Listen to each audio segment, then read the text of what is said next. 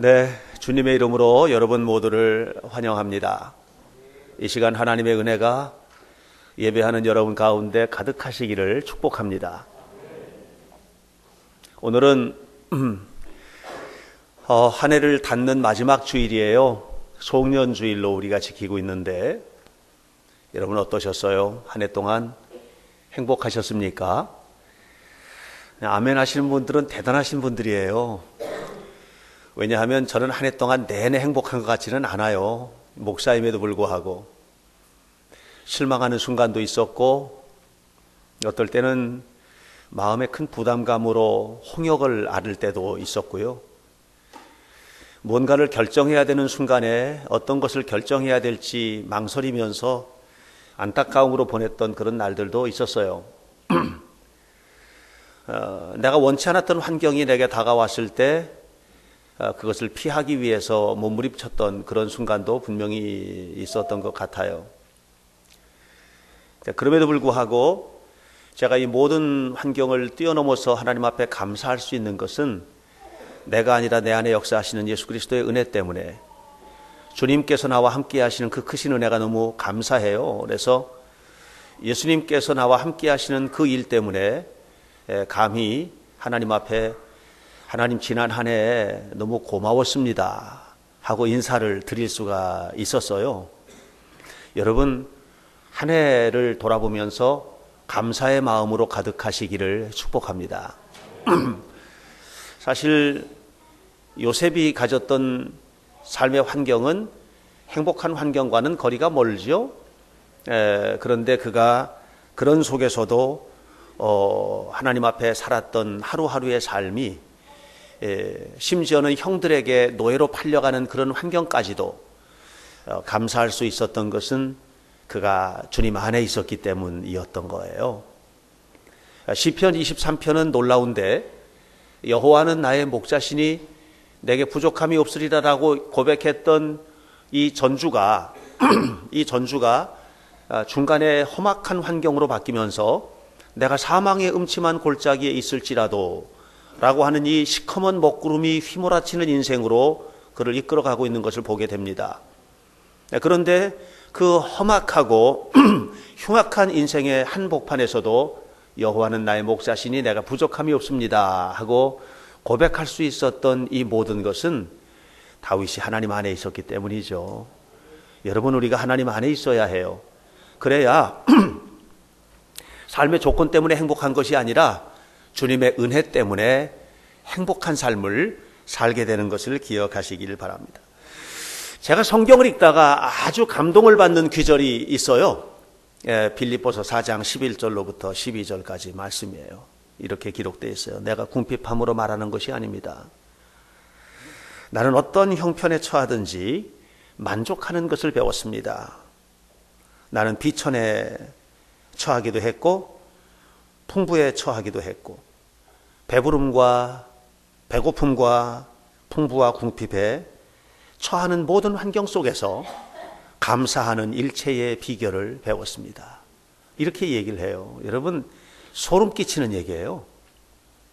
어떤 환경에서든지 고맙다는 얘기예요. 어떤 환경에서든지 감사하다는 거거든요. 저는 이 사도 바울의 이 귀절 앞에 저 자신이 섰을 때 갑자기 숨이 탁 막히고 과연 이런 놀라운 고백이 어떻게 가능한 것인가? 그것은 그가 하나님 안에 있었기 때문이라고 이야기할 수밖에 없어요. 풍족한 생활 속에서뿐만 아니라 비천하고 굶주리고 일이 잘 안 되고 이런 환경 속에서도 여전히 만족하는 비결을 배웠다는 거죠.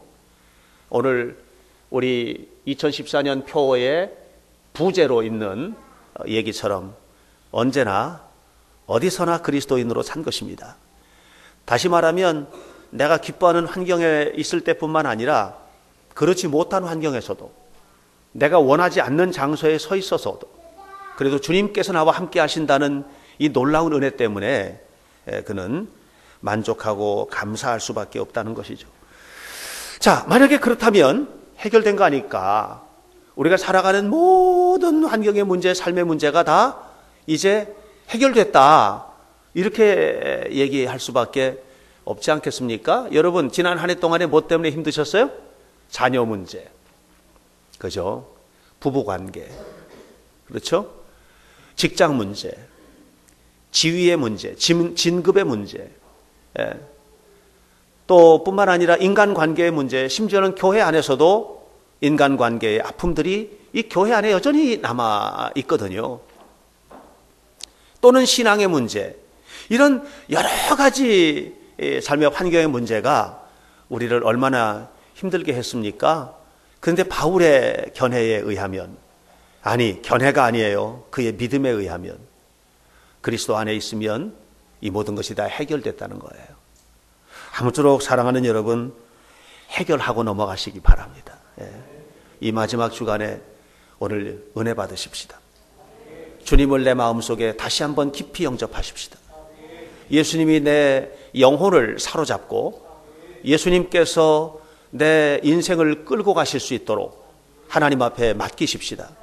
그리고 이 모든 삶의 무거운 짐들을 주님께 맡겨 내려놓고, 그리고 사뿐사뿐 걸어서 넘어갈 수는 없을지 모르지만 그래도 주님과 함께 넘어가면 새로운 한 해가 놀라운 축복의 해가 되리라고 저는 확신합니다.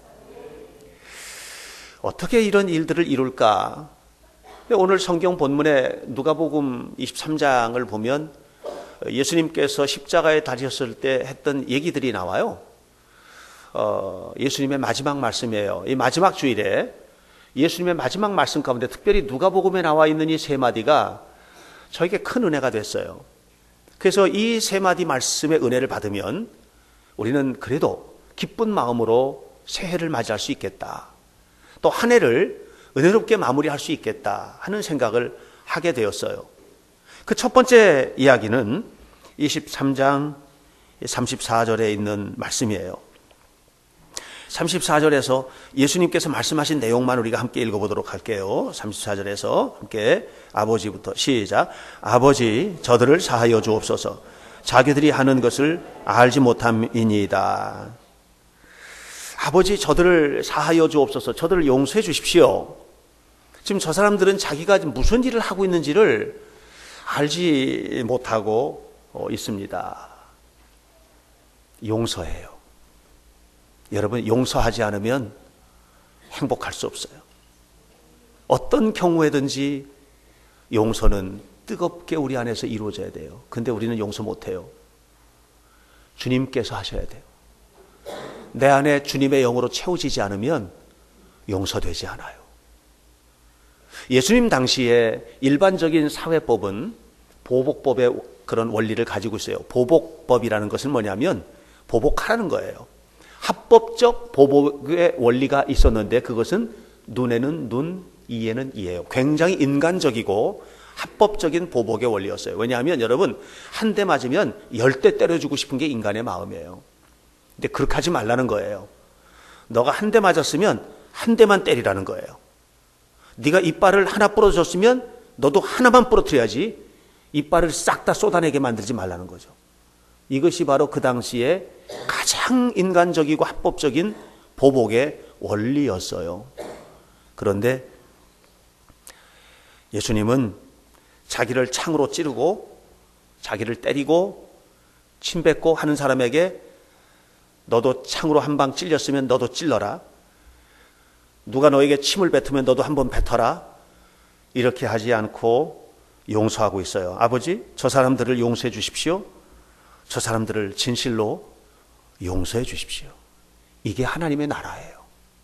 이게 예수님 믿는 사람들의 나라예요. 우리는 이런 삶을 살려고 교회 나오는 거예요. 교회 나와서 하나님 문제 해결해 주세요. 문제 해결돼야죠. 하나님 병 고쳐주세요. 병 고쳐줘야죠. 저도 기도해서 하나님의 능력으로 암병이 떠나고 귀신이 떠나고 하는 놀라운 역사들을 제가 경험하고 있어요. 기도해서 안준뱅이가 벌떡 일어나는 사건도 있었어요. 연변에서. 누가 그러더라고요. 우리 교회 어떤 분이, 우리 교회는 아무리 오랫동안 아기를 갖지 못한 사람도 우리 교회 나와서 목사님 기도만 받으면 다 낫는다고. 정말 우리 교회 다산의 축복을 받았잖아요. 지난 작년에도 14명이나 낳았잖아요. 이런 은혜가 가득한 이런 역사가 나타나죠. 그러나 정말 우리가 교회 나와서 신앙생활하는 근본적인 이유는 뭘까? 하나님 나라 만드는 거예요. 용서하는 나라가 되는 거죠. 예수님 말이죠. 예수님께서 원수 사랑을 가르치셨죠. 이렇게 말씀하셨어요. 원수를 네 몸처럼 사랑하라는 거예요. 누가 너의 오른뺨을 때리면 왼뺨도 둘러대라는 거예요. 누군가가 너의 겉옷을 달라 하면 속옷까지 벗어주라는 거예요. 그런데 아주 중요한 것은 뭐냐면 이렇게 말씀하신 예수님께서 그냥 가르치기만 한 것이 아니라 그대로 사셨다는 게 중요해요. 교육이라는 게 뭐예요? 교육이라는 거는 말입니다. 말로 하는 게 아니에요. 보여주는 거죠. 여러분, 우리가 부모님들이 교육에 실패하는 이유는 뭐냐면 말은 하는데 행동이 안 되니까 자녀들이 그대로 못 가는 거예요. 안 사는 거예요. 엄마 아빠도 그렇게 살면서 뭘 이렇게 하는 거거든요. 근데 여러분, 예수님께서 지금 말씀하시는 건 뭐예요? 늘 가르치셨잖아요. 용서해 주어라, 나눠줘라, 베풀어줘라. 그리고서 십자가에서 자기를 창으로 찌르고 침 뱉고 가시면류관을 씌우고 피 흘리게 하고 채찍질하고 하는 그들을 실제로 용서하고 있어요. 미국이 영국 식민지에서 독립하는 독립전쟁이 일어났을 때 전쟁을 하는 중에 한 영국 장교가 잡혔습니다. 포로로. 데이비드 맥콜이라고 하는 장교였는데 이 장교가 잡혔어요. 그리고 이 장교가 이제 총살을 당하게 되는 거예요. 그런데 그 총살형을 집행하는 장교가 미국 측 장교가 정말 믿음이 좋은 크리스찬이에요. 총살을 준비하고 이제 총을 겨누고 사격을 하려고 하는데 이 미군 장교의 마음속에 무슨 생각이 들었느냐 하면 이 사람 이렇게 죽이려고 이 세상에 왔을까? 이 사람을 향한 하나님의 뜻은 이렇게 비참하게 죽는 것일까? 이 생각이 든 거예요. 그리고서는 그 자리에서 기도를 했어요. 그리고 그 영국군 장교 맥콜과 함께 기도를 시작을 하는 거예요. 하나님, 이 사람을 향한 하나님의 뜻이 무엇인지 저는 알지 못합니다. 그러나 제가 한 가지 하나님 앞에 기도하는 것은 이 사람을 향한 하나님의 뜻을 이루시옵소서. 그리고서는 그를 용서하고 그냥 풀어줬어요. 이 사람이 새로 살아난 거예요. 그리고서는 데이비드 맥콜이 나가서 생활을 이렇게 하면서 자기가 받은 은혜가 무엇인지를 다시 묵상하게 되고 신학을 공부를 해요. 그래서 목사가 돼요. 그리고 다시 돌아와요. 다시 돌아와가지고 이 영국 사람들이 주로 모여 사는 지역과 미국 사람들이 모여 사는 지역의 경계 지역에서 목회를 하면서 이 둘 사이에 사랑의 관계가 맺어질 수 있도록 그렇게 정말 전심을 다해서 목회를 했어요. 그리고 나중에 이렇게 말을 해요. 내가 하나님의 사랑으로 살아났으니 하나님의 사랑으로 내 모든 것을 내어주는 것은 맞다. 이렇게 이야기를 했어요.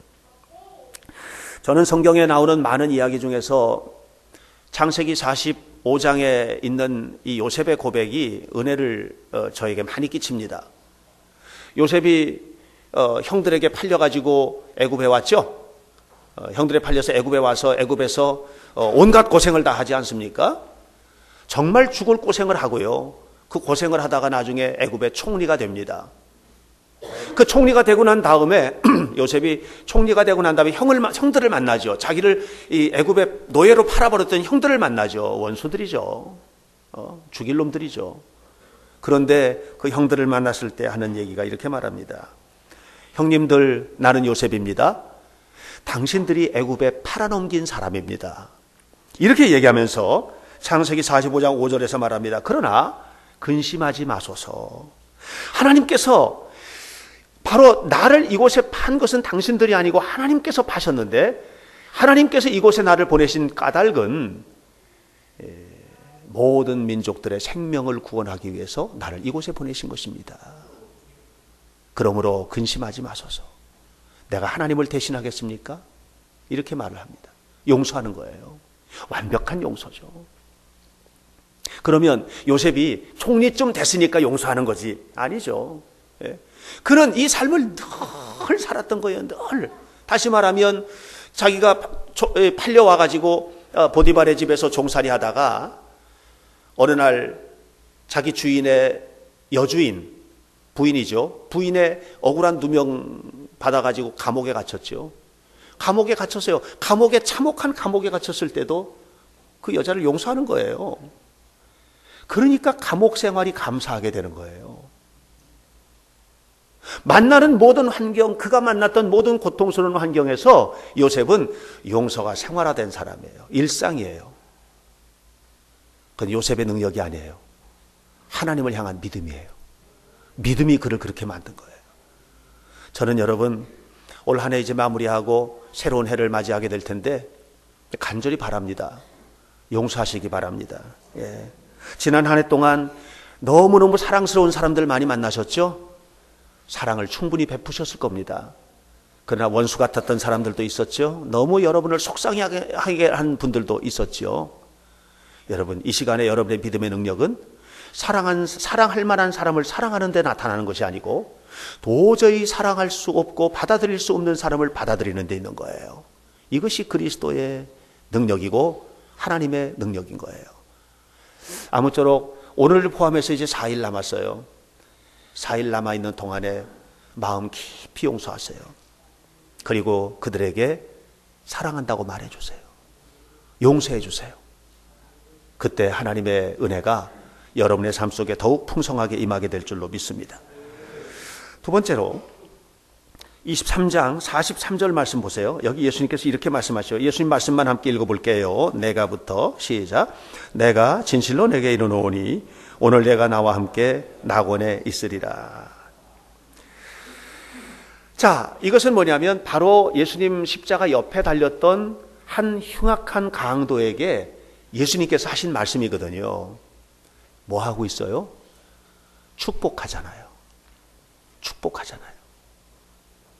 여러분, 우리는요, 축복하도록 부름받은 사람이에요. 여러분, 늘 축복하세요. 만난 사람에게 축복하세요. 상대방이 나에게 침을 뱉으면 나는 사랑의 말로 화답해 주세요. 이게 그리스도인의 삶이에요. 이건 그냥 안 돼요. 이게 안 된다는 것은 아직 내 안에 예수님이 가득하지 않았다는 거예요. 주님이 내 영혼을 가득 채우게 되었을 때 우리는 이 삶을 실천할 수 있어요. 한 해 동안 많이 축복하고 사셨죠? 더 축복하시기를 축원합니다. 더 많이 축복하시기를 바랍니다. 어느 교회에서 회의가 열렸대요. 큰 교회에서 회의가 열렸는데 목사님이 이제 그 교인들 가운데 6명을 초청을 했답니다. 이제 중요한 회의인데 그 6명과 함께 이제 하려고 초청을 했답니다. 그런데 회의하는 날 보니까 사무직원을 통해서 초청을 했는데 7명이 왔다는 거예요. 어떻게 7명이 오게 됐는지 그 사정은 알 수 없으나 7명이 온 거예요. 근데 목사님이 7명이 왔으니까 7명이 왔네요. 내가 7명 초청했나? 그렇게 하고 그냥 회의를 하면 좋은데 이 목사님이 아주 굉장히 원칙을 좀 이렇게 지키는 분이었나 봐요. 이렇게 말했어요. 제가 우리 사무직원을 통해 가지고 6명을 초청했는데 오늘 7명이 오셨네요. 한 분이 누구신지 모르지만 자리에서 비켜주시면 감사하겠습니다 하고 얘기를 했어요. 그랬더니 그 말 떨어지자마자 한 분이 아우 죄송합니다. 제가 잘못 알고 왔습니다 하고 일어나 나간 거예요. 되게 쑥스러울 거 아니에요. 그죠? 그런데 남아있는 6명이 생각을 할 때 그 한 사람은 이 회의에 정말 필요한 장로님인 거예요. 그런데 어쨌든 남아있는 사람과 회의를 잘 마쳤어요. 끝나고 난 다음에 너무 궁금하니까 다른 한 분이 물었어요. 목사님, 아까 그 장로님은 이 모임에 반드시 필요한 분 같은데 왜 그분은 초청 안 하시고 이렇게 하셨습니까? 그랬더니 목사님이 내가 6명을 초청했는데 그거 좀 헷갈립니다. 그런데 한 가지 분명한 것은 그 장로님은 분명히 초청을 했다는 것입니다. 제가. 아마 그 장로님께서는 우리 가운데 한 분이 무안을 당하고 쑥스러움을 당하는 것을 우려한 나머지 자기가 그냥 일어서서 나가신 것 같습니다. 여러분, 사람을 축복하는 방법은요, 굉장히 다양해요. 이렇게 배려해주고, 이 축복이죠. 이해해주고, 사랑해주고, 축복하는 거예요.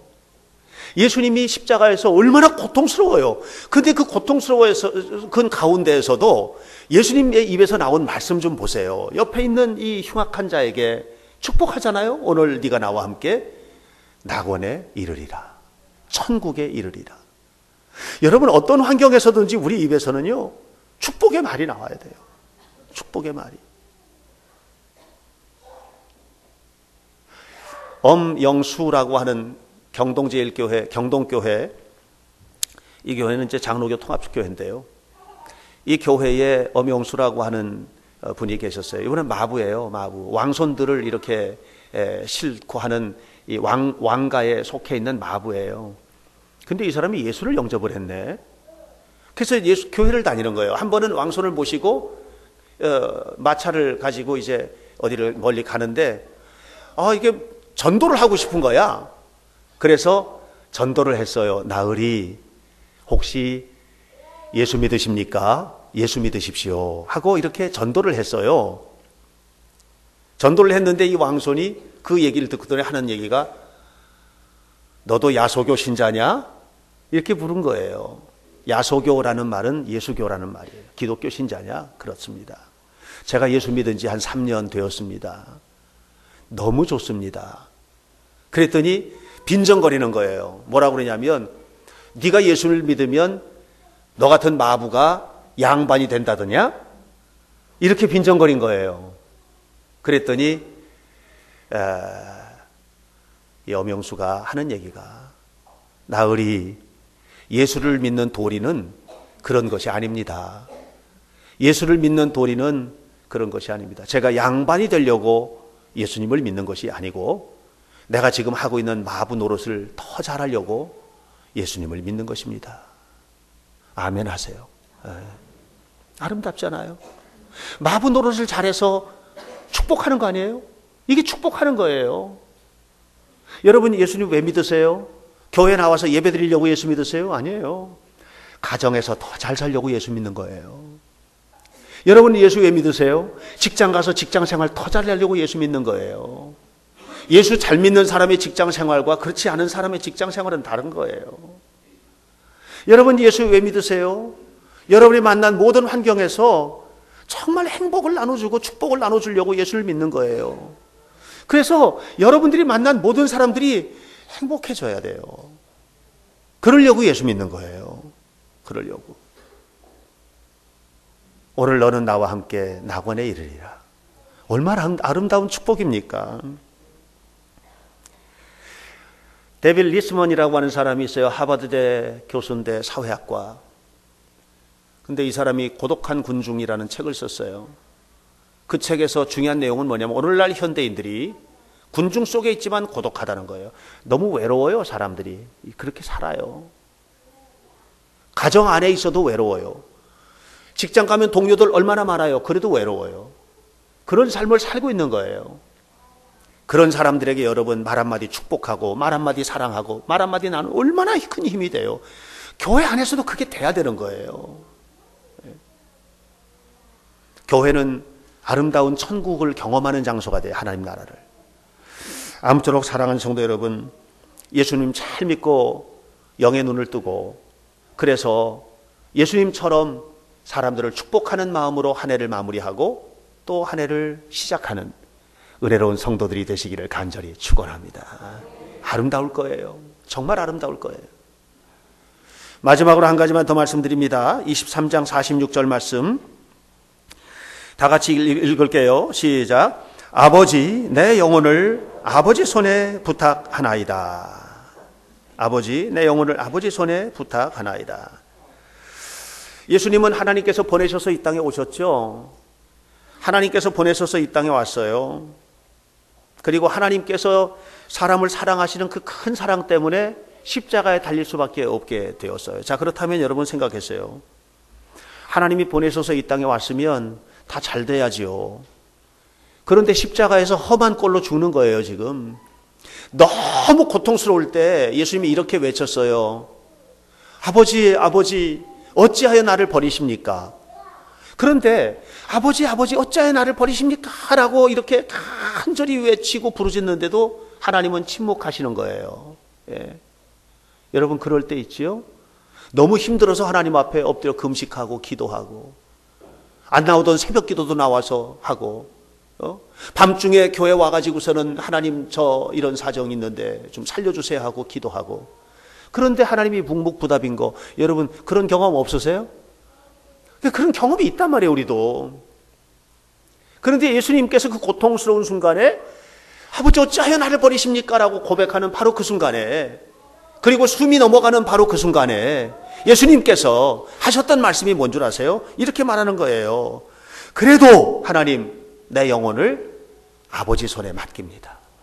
모든 것을 부탁하는 거예요. 여러분, 저는 여러분, 우리 성도들이, 우리 현대교회 성도들이 삶의 모든 것을 하나님 앞에 맡기는 은혜로운 성도들이 되시기를 바랍니다. 여러분, 우리의 삶의 모든 것들을 맡기는 거예요. 하나님 모든 것을 맡아주십시오 말이죠.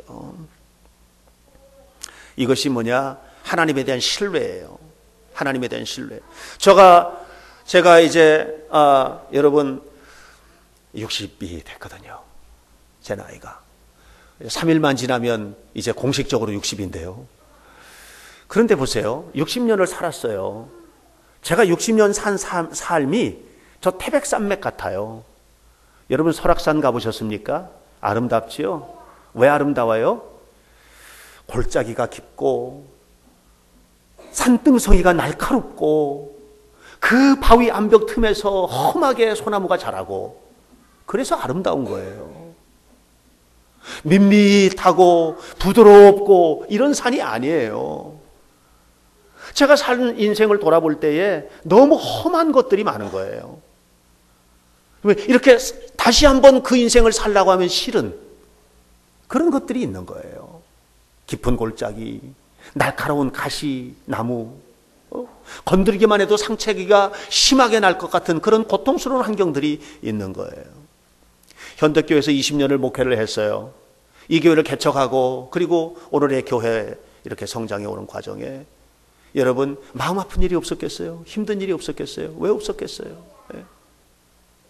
그러니까 그 수많은 환경들을 바라볼 때에 첩첩산중 골짜기 같은 거예요.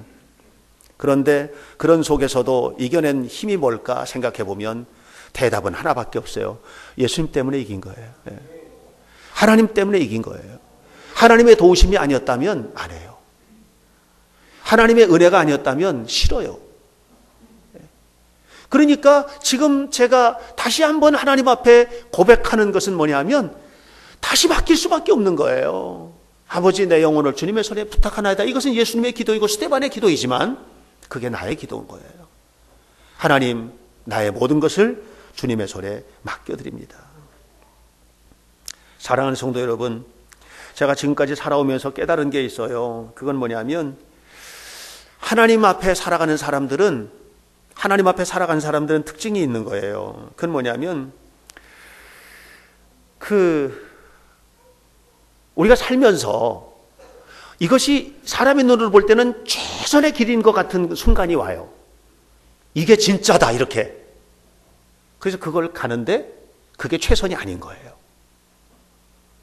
어떨 때는 내가 손해보고 포기하고, 정말 이거 갖고 싶은데 이거 포기하고, 여기가 훨씬 좋은데 돈도 더 잘 벌고 더 명예롭고, 저에게는 그런 길이 없었을 것 같아요. 훨씬 더 좋고, 그런데 그걸 포기하고 그걸 내려놓고 그랬는데 알고 보니까 그게 하나님의 뜻인 거예요. 그런 순간들이 우리에게는 너무 많은 거예요. 어떤 목사님 얘기 들은 적이 있는데, 어떤 목사님이요, 시골에서 미자립교회 목회를 한 거예요. 미자립교회라는 것은 너무 어려운 교회라고 생각하시면 돼요. 교인들이 한 대여섯 명 이런. 그런데 성실하게 목회를 했어요. 그래서 서울의 어떤 교회에서 초청을 했어요. 우리 교회 오셨으면 좋겠다 이렇게, 목사님 은퇴하면서. 그래서 하나님의 뜻이다. 그동안에 정말 열심히 목회했더니 하나님께서 이끌어 주셨구나. 그랬는데 그로부터 일주일이 지난 다음에 이제 다 준비하고 이제 갈 준비하고 막 이렇게 하고 있는데 또 한 군데서 연락이 온 거예요. 미국에서. 이 교회는 정말 좋은 교회예요. 어떤 정도냐면 집도 다 해주고 뭐 생활 다 해주고 자녀 교육비 다 대주고 영주권 문제 다 해결해주고 교인들도 정말 세련되게 다 돼 있고 딱 온 거예요. 그러니까 생각을 한 거예요. 이게 하나님의 뜻인가 보다. 그래가지고 이 목사님하고 사모님하고 너무 들떠 있어요. 그런데 그 주에 설교를 했는데 종말에 관한 설교가 원래 계획된 설교를 한 거예요. 그리고 저녁 예배 때 설교 제목이 다가오는 하나님의 나라. 설교를 하면서 막 양심의 가책과 찔림이 온 거예요. 무섭게. 그리고 나서 예배가 마쳤는데 집에를 못 내려가고 이 목사님이 엎드려서 강단에서 기도를 하는 거예요. 사모님은 이제 미국 갈 것 때문에 들떠 있고 막 이런데 끝나고 난 다음에 내려가서 사모님에게 얘기를 합니다. 여보, 첫 번째 주셨던 것이 하나님의 뜻인 것 같다. 사모님이 막 울었어요. 그동안에 너무 고생을 하고 개척교회 이렇게 미자립교회 했는데 이게 하나님께서 우리에게 이것도 교회고 이것도 교회고 뭐 한국에 가는 것만 하나님의 뜻인가, 미국에 있는 교회는 교회 아닌가 말이죠. 그런데 둘이서 함께 대화를 나누고 이렇게 기도하다가 결국은 나중에 것을 포기했어요. 사랑하는 여러분, 우리가 정말 좋은 것을 포기해야 되는 순간도 와요. 왜 포기해야 되는 줄 아세요? 우리 인생을 하나님 앞에 맡겨야 되니까 그래요. 네. 사랑하는 여러분, 예수님은 마지막 순간에 그의 육신적인 모든 것들을 다 포기했어요. 그리고 이렇게 말했어요. 아버지, 내 영혼을 아버지의 손에 맡깁니다. 오늘 여러분 한 해를 마무리하는 이 주일에 전 여러분 예수님의 이 세 마디가 우리 마음속에 영혼 속에 깊이 울려지게 되기를 바라요. 하나님, 저들을 다 용서합니다. 용서하시기 바랍니다. 너는 오늘 나와 함께 낙원에 이르리라. 만나는 모든 사람들과 축복의 덕담을 나누시기를 바랍니다. 그리고 내 영혼을 아버지 손에 맡깁니다. 내가 가진 모든 것을 하나님 앞에 맡기시기를 바랍니다. 그래서 여러분 보내는 한 해를 훌훌 털어내고 그리고 새로 다가오는 한 해가 행복하고 아름다운 해가 되시기를 주님의 이름으로 간절히 축원합니다. 기도하겠습니다. 자비하신 아버지 하나님, 감사합니다. 우리의 삶을 하나님의 손에 맡깁니다. 마지막 한 주간을 보내는 우리들의 마음이 십자가에 달리신 예수님과 같은 심령이 되기를 간절히 원합니다. 고린도전서 15장 10절에서 사도 바울이 말씀하시기를 지금까지 살아오면서 살았던 모든 것들, 나의 나된 것은 하나님의 은혜입니다 라고 고백을 했습니다. 지난 한 해 하나님의 은혜 속에서 살았습니다. 그리고 이제 새로운 한 해를 주님의 은혜 안에 맞이할 것입니다. 자비하신 주님, 우리 성도들 모두를 축복하시고 주님의 은혜로 말미암아서 하루하루 사는 삶이 때때로 우리의 마음에 들지 않는 환경에 있다 할지라도 좋은 것 주시는 하나님, 거룩하신 하나님의 은혜를 기억하면서 다 맡기고 나아가는 은혜로운 자녀들이 되게 하옵소서. 예수님의 이름으로 기도하옵나이다. 아멘.